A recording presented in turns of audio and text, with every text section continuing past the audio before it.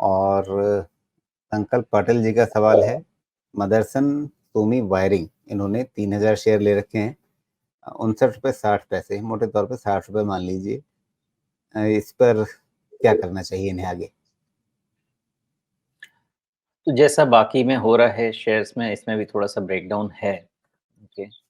और ये ब्रेकडाउन जो भी ब्रेकडाउन अब हो रहे हैं, वो ब्रेकडाउन आप मान के चलिए स्टॉक में अगर 50 डीएमए का ब्रेकडाउन है, तो नॉर्मली अब 200 डीएमए टेस्ट वाला ब्रेकडाउन ही है सारे। तो जब तक वो नहीं हो जाता है टेस्ट, तब तक इसका डाउनसाइड ओपन रहेगा। आपने 59.6 पे खरीदा है, 59.6 पे खरीदा है, तो आपने जस्ट कॉस्ट पे ही तो खरीदा है, तो कोई दिक्कत तो है नहीं वहाँ पे। बस ध्यान ये रखिएगा कि ये 60 का क्लोज़ है, ओके है, कोई दिक्कत नहीं है यहाँ पे भी। आपको थोड़ा-सा कॉशियस तो रहना चाहिए बिकॉज़ ऑलमोस्ट सपोर्ट जो है 59.5 के आसपास 2 दिन ले चुका है और ये है 100 डीएमए के नीचे, तो 50 डीएमए के नीचे और 100 डीएमए के नीचे, दोनों के नीचे हो जाएगा। इस केस में करना ये चाहिए जो मेथड कहता है, मेथड यही कहता है कि जब तक आप 50 डीएमए के ऊपर क्लोज़ नहीं हो जाए, व्हिच इज़ क्लोज़ टू 63, जब तक उसके ऊपर क्लोज़ नहीं होता है, तब तक ये सेल ऑन राइज़ का कैंडिडेट है। तो इसमें जो भी बाउंस मिलता है, वो एग्ज़िट के लिए कंसीडर किया जाना चाहिए, बुक तो यही बताता है। और जब तक 63 के ऊपर क्लोज़ नहीं होने लगे, तब तक इसको मान के चलना चाहिए कि सेल ऑन राइज़ का है और इससे स्टे अवे रहना चाहिए। और अगर 63 के ऊपर क्लोज़ देने लगेगा, तो फिर जहाँ पे भी बॉटम बनेगा, वो उसका स्टॉप लॉस पोज़ीशन बनेगा और बाय डिप्स का कैंडिडेट बनेगा। जी। तो मदरसन सुमी फिलहाल अभी ये इसमें कमज़ोरी शुरू हो चुकी है।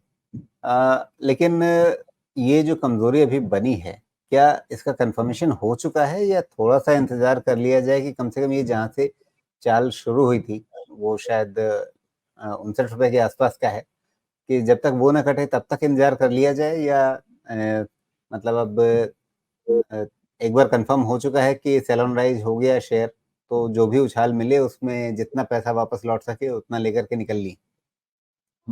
मैं तरीके की बात करता हूँ, तरीका ये कहता है कि इसमें कोई ब्रेकडाउन शार्प ब्रेकडाउन स्ट्रक्चर नहीं बना। इसका तरीका ये कहता है कि इसमें सेल ऑन राइज़ का स्ट्रक्चर बना, दोनों में फ़र्क समझिएगा। अगर ब्रेकडाउन हो गया तो फिर उसके बाद कोई डिस्कशन नहीं, जो जहाँ पे है वहीं पे काटिए, बाहर जाइए, बाकी वेट कीजिए। जब वीकनेस की बात होती है, स्ट्रक्चर चेंज होने की बात होती है, तब आपको एक एग्ज़िट सेल ऑन राइज़ पे दे सकता है, पॉसिबल रहता है। होगा कि नहीं होगा, कोई ज़रूरी नहीं है कि ऐसा हो जाए।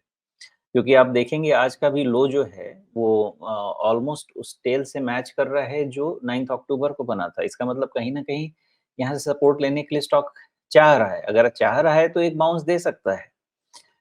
अब अगर मिला तो ये सेल ऑन राइज़ के स्ट्रक्चर में बुक बताता है और जब तक 63 के ऊपर सस्टेन या क्लोजिंग बेसिस पे सस्टेन नहीं होता है, ये सेल ऑन राइज़ का रहता है।